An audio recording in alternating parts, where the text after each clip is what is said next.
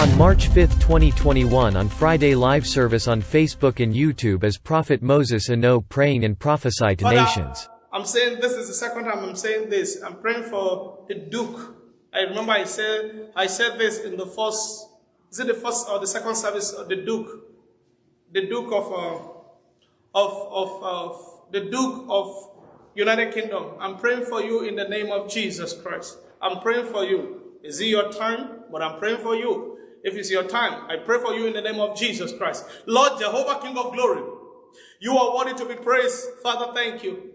Be thou exalted in the name of Jesus Christ. Father, I thank you. Protect your children in the name of Jesus. Protect your children. Protect your children in the name of Jesus. Protect your children in the mighty name of Jesus Christ. Lord, I give you all the praise in the name of Jesus.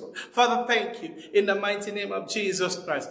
Were married for more than 7 decades, but had been destined for each other since childhood, according to one of Queen Elizabeth's bridesmaids. I think she fell in love when she was 13. I mean, God, he was good looking. You know, he was a sort of Viking god.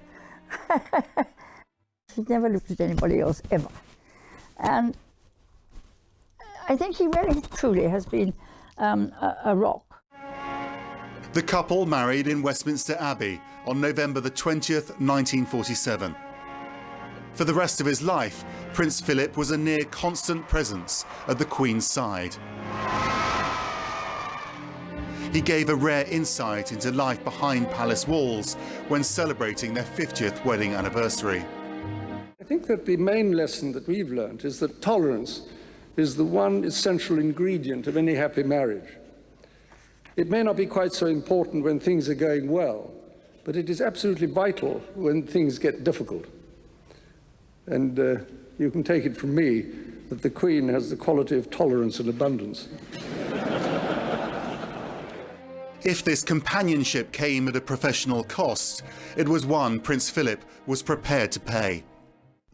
Just to have been there all the time behind her and ready to have sacrificed his life. He did it too, sacrificed his life, because I think he would have loved to have gone on in the Navy and really made a career of that. So he sacrificed too. And so I think it's made for a wonderfully solid marriage.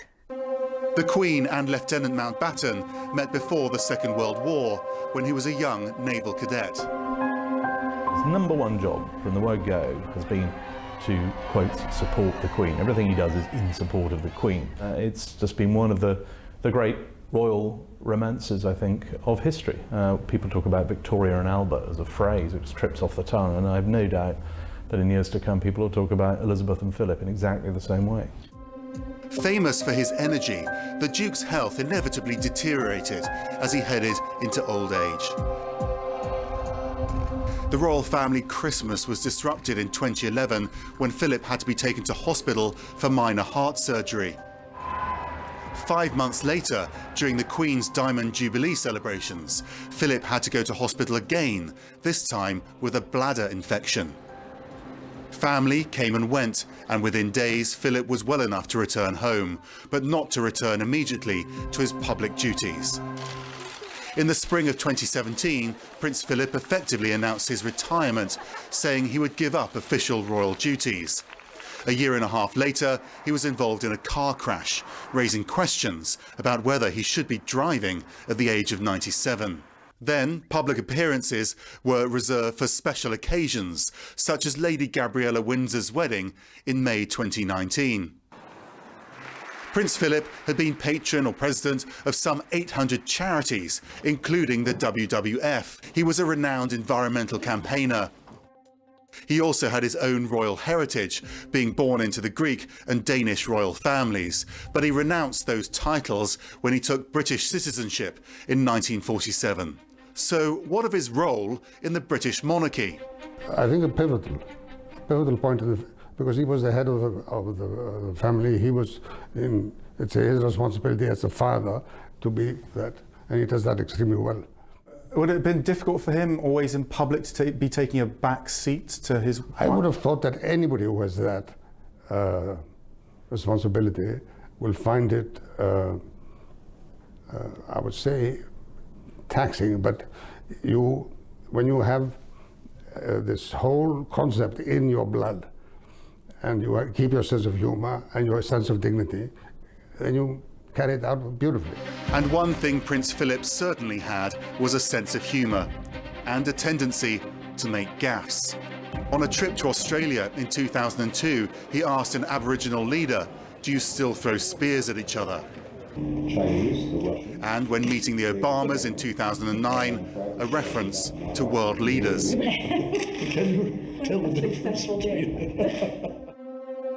Prince Philip, serviceman, campaigner, great-grandfather, and a beloved husband.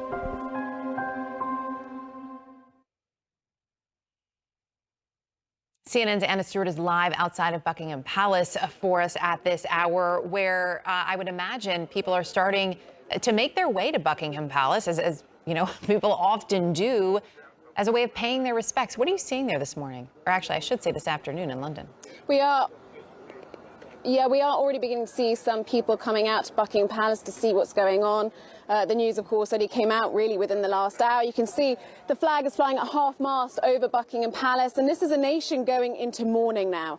This is a man, Prince Philip, who served his country for 65 years. He will be remembered for a fantastic legacy of public work, official duties. He attended some 22,000 engagements all by himself. He worked with the Queen. It's been a marriage of 73 years. He leaves behind a nation in mourning. His wife, the Queen, 4 children, 8 grandchildren, and 10 great-grandchildren. You can expect the next few days for everyone to remember Prince Philip, his passions for life, his military career, his extraordinary upbringing. There's lots more to come in the story of Prince Philip. Right, Anna Stewart, thank you very much. Stand by for us there. Joining us now, Max Foster, also with us, CNN royal commentator Kate Williams. And Kate, you know, 99 years old, Prince Philip, in so many ways, the center or a center of that family, but also a bridge to a different world era.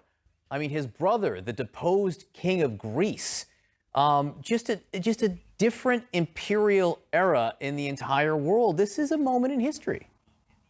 It is a moment in history, and Prince Philip, yes, of course, born in 1921, had to flee from Greece because the Greek monarchy was under threat. It was deposed. His family was thought to be under threat as well. And Prince Philip, he was born just a few years after World War I, and of course served in World War II, and he served so bravely in World War II. And so many of those who served in World War II, they are no longer with us. We have lost so many veterans. And the Queen herself also served in World War II. And every time she is with veterans, she's just so sad. And here she is, her own beloved husband. They wrote to each other throughout World War II. He was devoted on the side of the Allies. They had this wartime correspondence. And as soon as the war was over, they got married. It really is the end of an era. It is, Prince Philip was a man who saw nearly all of the 20th century and all the 21st century so far. So everything has changed, technology, the world, travel. He is our longest serving consort, the longest married monarch, 73 years. It is so sad that he's died just a few months short of his 100th birthday, and a man who, above all, devoted service first to the monarchy and to the country and to his causes. You know, Max, as Kate just touched on, his devotion there to the monarchy, to the Queen, his wife. We know he was pivotal for her, as you pointed out in your piece, especially when it came to certain decision makings. But he was also a key part of the royal family in terms of the actual family sense. You mentioned the fact that obviously the family would have been notified before word went out to the public of his passing. And Max, I couldn't help but notice you said, of course, Harry would have been notified, even though he's in California. There's been much made of the relationship between Harry and his grandparents, especially in the last several weeks. Can you just put into perspective for us how integral Prince Philip was in those conversations, in keeping the family together or trying to bridge the gaps there?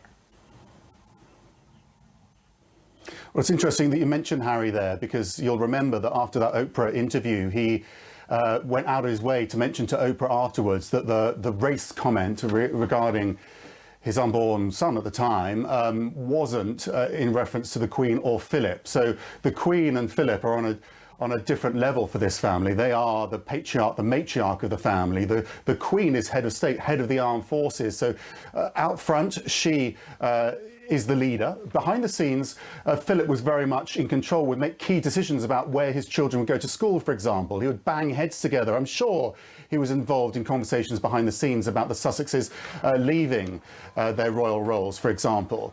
It's interesting when you met him, you've got to adjust to this now, haven't you? It's so hard to imagine. As Kate was saying, he was married for more than 70 years. It's extraordinary, and he was in our lives for that period of time. But he was a very dominant figure. He made his own decisions, and his staff really had no control over him. He would wander through Buckingham Palace doing exactly as he wished, and I think it was very difficult for him to adjust to playing second fiddle to the Queen, and I think they frankly came to a decision very early on that he would lead on big family decisions, lead behind the scenes, while she led out front and in public. And he found his own groove, if you like, his own role, his own purpose, and that's really the sacrifice that he made, but also the contribution too. Kate, talk to me about legacy for the family and for the kingdom. There is such a great legacy, and Prince Philip he gave a great legacy of service and all of his charities. I mean, we just think he retired in 2017. I mean, really, it's incredible to think how much he did, how long he was going for. And I think what Prince Philip really has left is a legacy that's very hard to live up to. I mean, he was completely devoted to the monarchy.